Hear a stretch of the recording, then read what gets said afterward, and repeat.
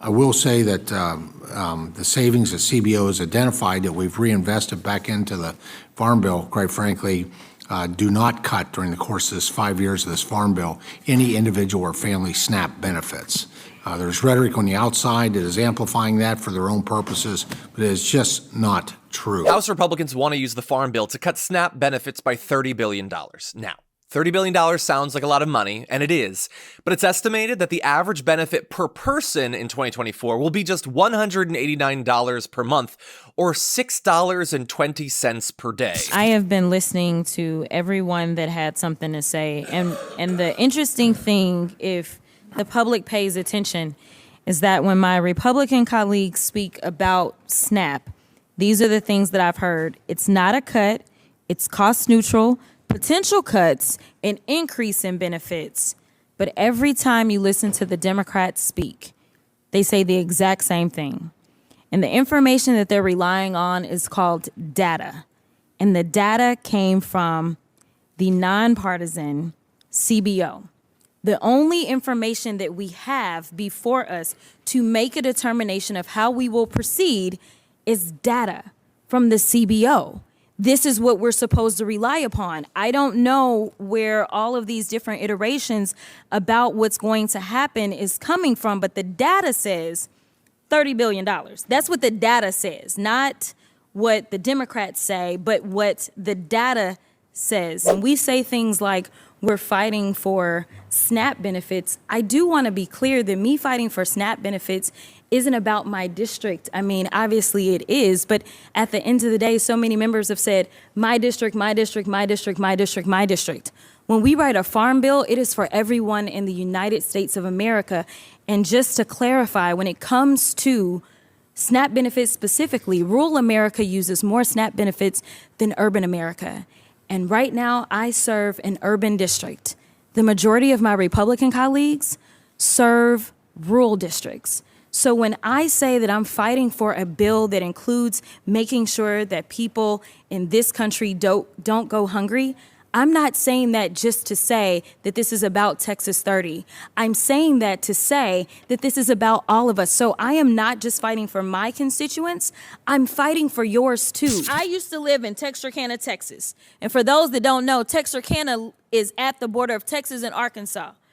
You're put in a situation where if you decide to go to the grocery store on the Texas side, which the grocery stores on the Texas side are better, but nevertheless, if you get your benefits in Arkansas, you can't go buy the groceries in Texas.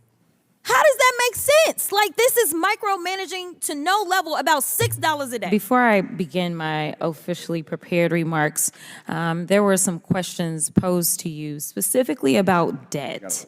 And there seemed to be a concern about the mounting debt. And I am going out on a limb, and I am going to ask you if you are aware of how much debt we added under the Trump administration, out of curiosity. If you don't know, I know off the top of my head, but something tells me you may know. I have an imprecise number. I Okay. bet you have the precise number in front of you, so I don't want to give you the imprecise number if you have the precise. No. Give me the imprecise. No, please. Well, I'm going off of my head because that wasn't part of what I was supposed to say. But long story short, $8 trillion was added under the Trump administration. And so I think that it is important that we focus on making sure that we're keeping our debt under control, but I think it's also important that we're honest about how that debt is accrued and make sure that we don't continue to make the same mistakes. I know that the election was brought up, and there are those that are standing by their man, but they also seem to be concerned about debt, which seems like the two don't go together, because we know that their man actually is really good at running up the credit card debt for this country, because he likes to give tax breaks to his very rich friends, which means that we don't get as much money coming through the door when they are not required to pay their fair share. That's exactly what this boils down to. Leaked tax returns show that some of the wealthiest people in the U.S. paid absolutely nothing in federal taxes over several years. That includes people like Elon Musk, Jeff Bezos, and Michael Bloomberg. Not one penny. And yet, Republicans want to strip $6 crummy a day from people and families who are relying on that tiny amount to avoid literal starvation. We all know that there are certain people on the Republican side, and I'm not saying in this committee, that have never, ever voted for a farm bill. They never have. And at least one of them serves on the Rules Committee. Now, if we look at just this term, and I'm a freshman, if we think about the math, every single bill that we've had to put up on suspension, we know that takes 2/3. If we can't even get the Democrats on this committee to support this bill out of committee, this bill doesn't even make it to the point that you can say, listen, we passed a bill out of the House, Senate, now come to the table. If you really want to increase your leverage and make sure that we do right by everyone that is impacted by the Farm Bill, which is everyone in this country, that means that we decide that we actually are going to negotiate and actually say, hey, Democrats, we know that these are the things that you just won't give in on, and we've got our things that we won't in on, but we will work together and make sure that if this bill has to pass on suspension, that we will do it. You will get 2/3. And honestly, every single thing that we've been successful for thus far in this session, the 2/3 has been supported by the Democrats. The Democrats have held it down and made sure that it got done and made sure that those pieces of legislation, those important pieces of legislation, whether it was foreign affairs or otherwise, that it got to the Senate and that it was taken care of.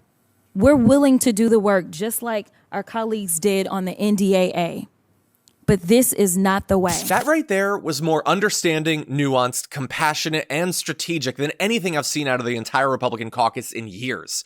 It's that sort of thing that makes Marjorie Greene so utterly jealous of Jasmine Crockett. But she's right about their hypocrisy and their opposition to helping the American people. When Joe Biden used his 2023 State of the Union address to share the GOP's plan to slash benefits, including Social Security and Medicaid, Marjorie Taylor Greene stood up and called him a liar. It makes sense that they'd want to keep their plan secret.